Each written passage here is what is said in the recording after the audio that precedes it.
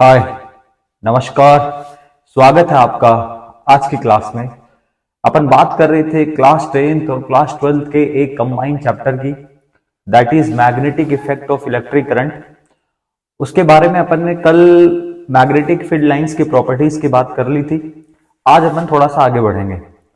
कुछ conductors and कुछ wires के थ्रू अपन जानेंगे कि मैग्नेटिक फील्ड की डायरेक्शन क्या होगी और कौन कौन से फैक्टर्स पर मैग्नेटिक फील्ड डिपेंड करेगा। लेकिन उससे पहले मैग्नेटिक फील्ड की डायरेक्शन बताने से पहले अपन को एक रूल पढ़ना है। वो रूल है बच्चों right hand thumb rule. Right hand thumb rule exam में या तो ये रूल सीधा पूछा जाता है या इसकी एप्लीकेशन एग्जामिनर पूछता है। तो मैं आपको बता देता हूं राइट हैंड थंब रूल है क्या। ध्यान से देखते रहना।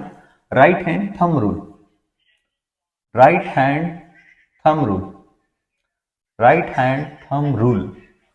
ओके ओके ओके सर, क्या है बेसिकली रूल है क्या? राइट हैंड थंब रूल का मतलब सीधा सीधा ये है बच्चों, अगर कोई करंट कैरिंग कंडक्टर है, सपोज दैट मेरे पास में ये करंट कैरिंग कंडक्टर है जिससे करंट फ्लो हो रहा है और इस करंट कैरिंग कंडक्टर को मुझे अपने राइट हैंड से ऐसे होल्ड करना है कि जो मेरा थंब है वो करंट की डायरेक्शन में रहेगा। सपोज दैट अगेन देख लीजिए, अगर मान लो ये करंट कैरिंग कंडक्टर है, अब ऑब्वियस सी बात है इसमें करंट जा रही है तो इसके चारों तरफ मैग्नेटिक फील्ड तो बनेगा ही बनेगा। जी सर बिल्कुल बनेगा, मैग्नेटिक फील्ड तो बनेगा। अब इस मैग्नेटिक फील्ड की डायरेक्शन क्या होगी वो मैं आपको बता रहा हूं। आपको क्या करना है, इस रूल के according, right hand thumb rule के अकॉर्डिंग आपको करंट की डायरेक्शन में थंब को रखना है। रूल क्या कहता है? करंट की डायरेक्शन में थंब को रखना है। मैंने थंब को करंट की डायरेक्शन में दे दिया और जिस हिसाब से मेरी जो फिंगर्स है, बाकी जो 4 फिंगर्स है वो रैप होगी उस डायरेक्शन में मैग्नेटिक फील्ड की डायरेक्शन हो जाएगी बच्चों। तो अगर मैं इस हिसाब से देखूंगा तो करंट की डायरेक्शन ऊपर की तरफ है तो मैग्नेटिक फील्ड इसके अराउंड ऐसे खींचा जाएगा। क्लियर है बच्चों बात? मैग्नेटिक फील्ड की डायरेक्शन ऐसे होगी, ऐसे होगी, ऐसे होगी। कोई डाउट वाली बात नहीं है सर। अगर मान लो करंट इस डायरेक्शन में जा रहा है, ये आई करंट है जो कि इस डायरेक्शन में फ्लो हो रहा है, तो करंट की डायरेक्शन के हिसाब से हम किस डायरेक्शन में रहेगा? करंट की डायरेक्शन में। तो मैग्नेटिक फील्ड ऐसे बाहर की तरफ निकलता हुआ आएगा। क्लियर है बच्चों? Magnetic field outside the page बोल दो या आउटसाइड दी सरफेस बोल दो, कोई दिक्कत वाली बात नहीं है सर। अच्छा मान लो बच्चों एक एप्लीकेशन में आपको और बता देता हूं। एक एप्लीकेशन, मान लो करंट नीचे की तरफ फ्लो हो रहा है तो ऑब्वियस सी बात है मैग्नेटिक फील्ड तो बनेगा। जी सर बनेगा।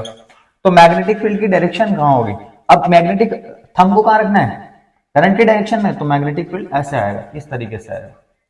तो ये रूल है बच्चों, एग्जामिनर पूछ लेता है, सीधा रूल भी पूछ लेता है और कई बार एप्लीकेशन करंट की डायरेक्शन देख करके आपको मैग्नेटिक फील्ड की डायरेक्शन पूछ लेता है। तो होता क्या रूल कि अगर अपन करंट कैरिंग कंडक्टर को अपने राइट हैंड से ऐसे होल्ड करेंगे कि मेरा थंब, या आप जब अप्लाई करोगे तो थंब को आपको करंट की डायरेक्शन में रखना है और बाकी जो फिंगर्स बची हुई है वो रैप हो जाएगी मैग्नेटिक फील्ड के अराउंड। क्लियर है? अब इस चैप्टर में अपन जानेंगे कि एक तो करंट कैरिंग कंडक्टर से मैग्नेटिक फील्ड क्या होता है, उसका क्या डायग्राम बनेगा। दूसरा, वो जो मैग्नेटिक फील्ड बनेगा वो कौन कौन से फैक्टर्स पर डिपेंड करेगा। मैग्नेटिक फील्ड बेसिक सी बात है, मैग्नेटिक फील्ड 2-4 फैक्टर्स पर डिपेंड करता है कि आपने एक तो करंट की इंटेंसिटी कितनी रखी हुई है, करंट जितना ज्यादा बहेगा मैग्नेटिक फील्ड भी उतना ही ज्यादा बनेगा।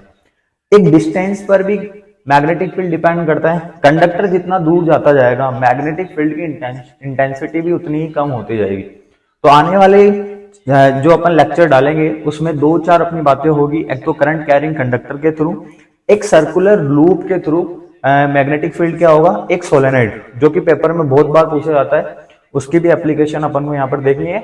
और लास्ट एक चैप्टर टॉपिक जो बचेगा इस चैप्टर का, दैट इज इलेक्ट्रोमैग्नेट, और फिर ये अपना चैप्टर फिनिश है। और फिर अपन बात करेंगे इसके क्वेश्चंस की, अपने मैक्सिमम क्वेश्चंस की प्रैक्टिस करेंगे, जो भी न्यूमेरिकल इससे बनेंगे वो भी अपन देखेंगे। तो wish you all the best, exam के हिसाब से प्रिपेयर करते रहिए।